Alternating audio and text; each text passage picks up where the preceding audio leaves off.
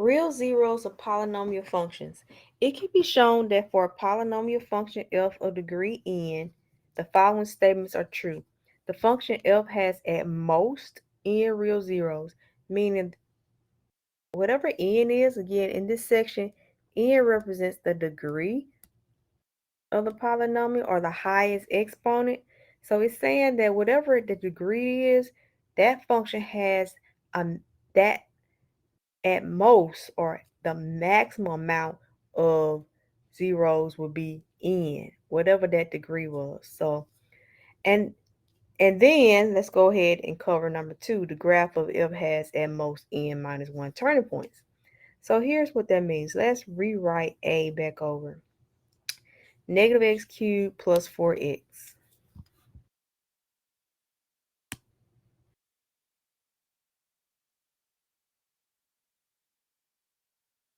So notice that for the real zeros, it's saying that we will have at most n. And what is n in this case? N is 3. So we have at most 3 real zeros. Now, how many did we actually have? When we worked it out, we actually did determine that there were 3 zeros for that. So actual would be 3 zeros. Now, turning points. For number 2, it says that the graph will have at most n minus 1. So all we have to do is subtract 1 to determine the maximum number of turning points. So since n is 3, for turning points, we have at most 2 turning points. And what does it mean about turning points? Let's look at the graph.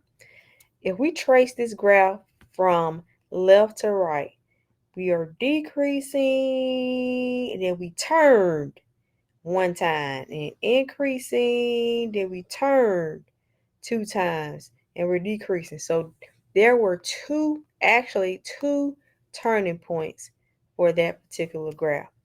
Let's move on to the next problem. So B again was x to the 4 minus 5x squared plus 4.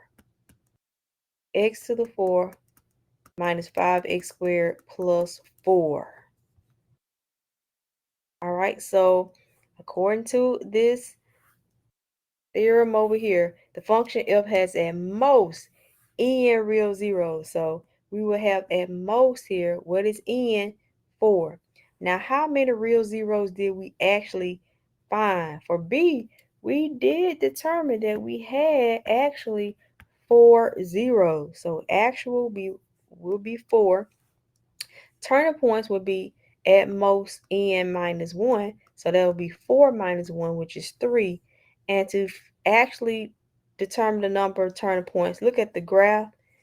We are decreasing turn 1, increasing turn 2, decreasing turn 3.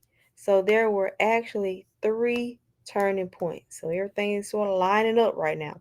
C is a little different. Let's look at C. So the function is f of x equals x to the 5th minus x. F of x equals x to the 5th minus x. X to the 5th minus x. So real zeros will be at most 5. Actual zeros, let's look at it. For C, the actual real zeros, we only found 3 real zeros. Now, I will say this. There are 2 other zeros, but they are not real. They are imaginary. So we only were able to get 3 real zeros. Turning points will be at most n minus 1. N is 5 here, so at most 4. So it's saying that we will not have more than 4. So let's see how many turning points do we actually have. All right, we start off here. We're increasing turn 1, decreasing turn 2.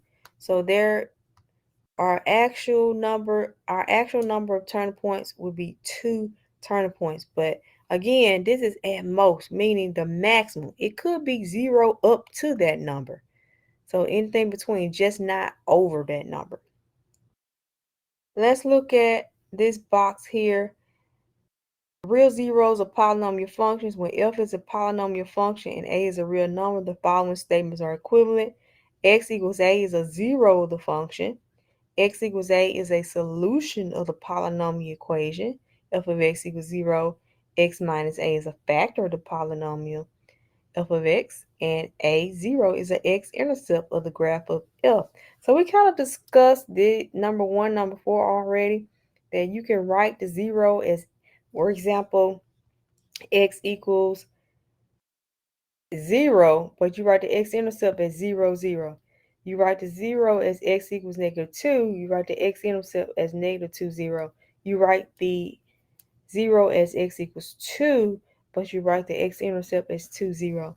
So this box is saying that we use all of these interchangeably. All of these are connected. All of these are related to each other.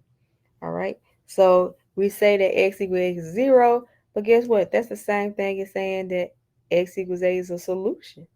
And then we can easily write it as a factor just by subtracting a from both sides. So we get x minus a. All right, let's look at this problem. Find all the zeros. How do you find the zeros?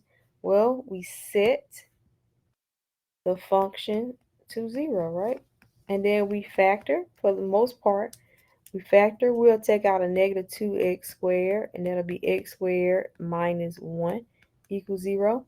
And then we have a difference of squares here. And then we set all of these factors to 0. So here we're going to divide by -2 on both sides. We get x squared equals 0. And then we square root x equals 0. 0 is neither positive or negative, so we don't write the plus minus as usual. So x equals 0. We subtract 1 over here, we get -1. And we add 1 here, we get x equals 1. Now, what does that tell us? Well, that tells us what's going on the inside. So I can plot 0, 0 here, -1, and -1, 0, and 1, 0. Now, there is another piece of information that can help us also. In addition to the degree in the leading coefficient. Now, if we look at the degree, what is the degree of this polynomial? It is 4. So it's going to be like this. However, since the leading coefficient is negative, the leading coefficient is -2, it's going to flip that. So our end behavior is going to be like this, right?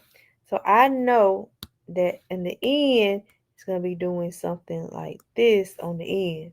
Both left hand and right hand sides will be falling because of that negative leading coefficient.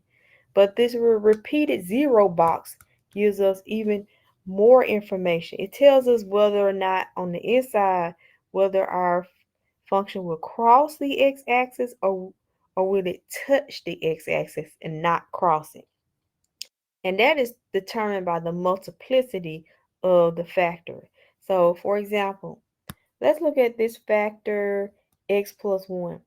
The multiplicity is considered to be the power on the very outside. So, for example, the power here is 1. So that's an odd multiplicity, meaning that the graph will cross the x-axis at that 0. The 0 is -1, so it will cross at this 0 or at -1, 0. And x minus 1 is also to the positive 1. That's an odd number.